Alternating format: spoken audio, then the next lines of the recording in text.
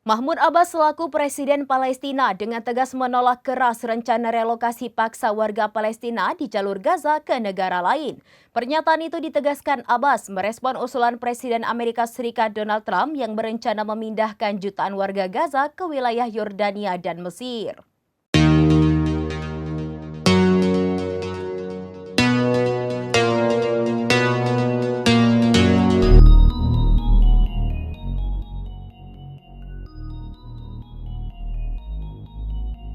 Mahmud Abbas selaku Presiden Palestina dengan tegas menolak keras rencana relokasi paksa warga Palestina di jalur Gaza ke negara lain.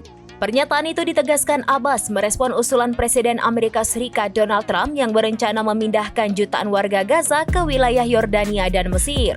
Merespon usulan Trump, Presiden Abbas menyatakan penolakan dan kecaman keras terhadap setiap proyek yang bertujuan untuk menggusur warganya dari jalur Gaza. Dalam pernyataan itu, Abbas juga menolak kebijakan apapun yang dapat memecah belah tanah Palestina, baik di jalur Gaza maupun tepi barat termasuk Yerusalem Timur. Selain itu, ia meminta pemerintahan Trump untuk fokus mendukung gencatan senjata di Gaza yang telah dimulai sejak 19 Januari lalu.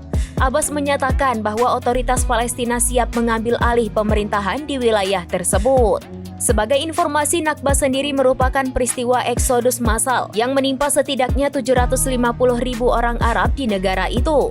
Pasukan Israel yang saat itu baru dibentuk melancarkan serangan besar-besaran. Akibatnya, terjadi pemindahan permanen lebih dari setengah populasi Palestina.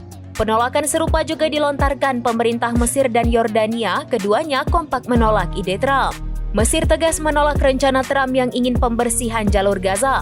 Kementerian Luar Negeri Mesir menolak mentah-mentah segala bentuk pencaplokan tanah Palestina oleh Israel.